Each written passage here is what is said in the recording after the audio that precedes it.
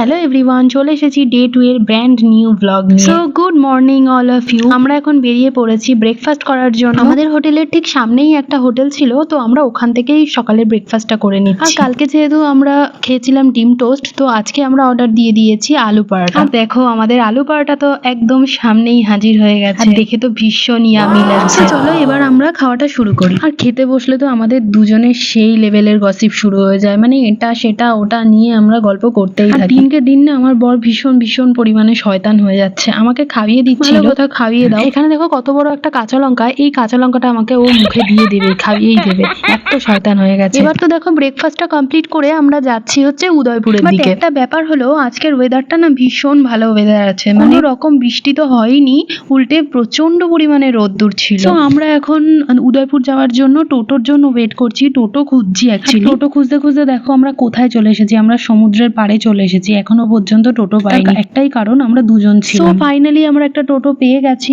আর আমরা চলে যাচ্ছি এখন উদয়পুর। আর এই উদয়পুর যাওয়ার রাস্তাটা না ভীষণ সুন্দর, চারদিকে সবুজ গাছপালা, থেকে সোজা রাস্তা। আমার তো ভীষণ ভালো লাগে এই রাস্তাটা দিয়ে যেতে। দেখো দেখতে দেখতে আমরা চলে এসেছি উদয়পুর, চলো বিচের দিকে যাওয়া যাক। রোদ্দুর উঠেছে না, বিশ্বাস করো এত গরম লাগছে, মনে হচ্ছে যেন এই বৃষ্টি ওয়েদারটাই বেশি ভালো ছিল। আরে আরে আরে বিচ কোথায়? এ তো বিচই দেখতে পাচ্ছি না। আমি তো এর আগেও যখন এসেছি তখনও আমি বিচ দেখতে পেয়েছি, আর এবার কি হলো? এবার তো দেখছি কোনো বিচই নেই, সব দিকেই জল। আমি লাস্ট টাইম এসেছিলাম 2021-এ, তখনও পর্যন্ত আমি এরকম কিছু দেখিনি। তখনও এখানটা বড় বিচ ছিল, বিচের মধ্যে সব ছাতা ফাতা দিয়ে এরকম দোকানপাট থাকতো, বাট এইবার এসে আমি যা দেখলাম আমি ভীষণ ডিসঅ্যাপয়েন্ট হলাম।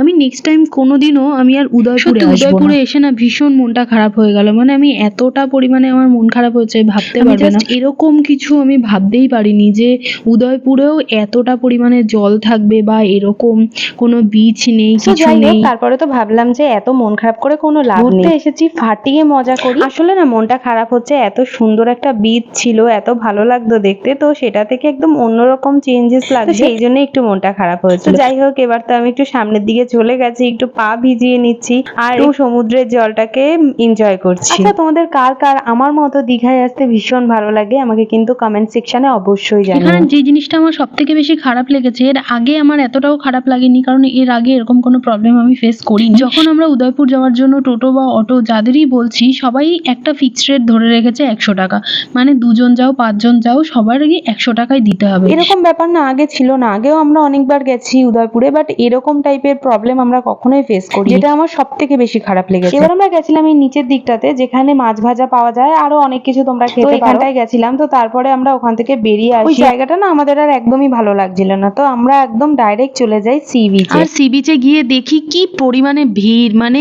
এত লোক ভাবার মতো না। তো আমরা তো ফার্স্টের দিকে নামতে পারছিলাম না, কারণ জোয়ার ছিল। তো আমরা গেছিলাম 3টে নাগাদ।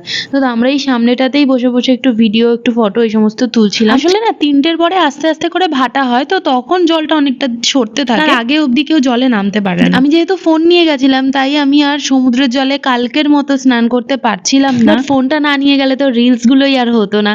তো আগের দিন স্নান করেছি, তো তাই জন্য আজকে ফোনটাই নিয়ে গেছিলাম রিলস করার জন্য। দেখো এখন বাজে প্রায় 4টে, আর কত লোক এখনো স্নান করছে। দেখো আমার বড় হচ্ছে সমুদ্রে স্নান করতে ভীষণ ভালোবাসে, আমিও ভালোবাসি, বাট আমি যেহেতু ফোনটা নিয়ে গেছি আমি তো নামতে পারবো না, তো তার জন্য ও ডিসাইড করলো কি ও একাই একটু সমুদ্রে স্নান করে আসবে। আর এই জন্যই আমি ভাবি যে ও নিয়ন কালারের গেঞ্জি আর নিয়ন কালারের টুপিটা কেন পরে গেছে। আসলে ওই নিয়ন কালারটা তো সেরকম কেউ পরেনি, আর ওকে আমি ওই নিয়ন কালারটা দেখলেই চিনতে পেরে যাবো যে আমার বড় ওইখানে রয়েছে, তো সেই জন্যই ও এই জামা কাপড়গুলো পরে এসেছিল। আর সত্যি সত্যিই তাই, ওই দেখো আমার বরকে দেখা যাচ্ছে নিয়ন কালারের পরা, আর কেউ এরকম টাইপের জামা কাপড় পরেনি। আর এবার দেখো ওয়েদারটা কিরকম মেঘলা হয়ে গেছে, এখন প্রায় 5:05, ওয়েদারটা একদমই খারাপ হয়ে যাচ্ছিল। আর এই দেখো বাবু আসছে, খুব আনন্দ পেয়েছে একা একা স্নান করে। সো এই ব্লগটা এতটুকুই থাকলো, আশা করছি তোমাদের ব্লগটা দেখতে ভালো লেগেছে। যদি ভালো লাগে please like share and subscribe করে দিও। আবার দেখা হচ্ছে পরের ব্লগে, বাই।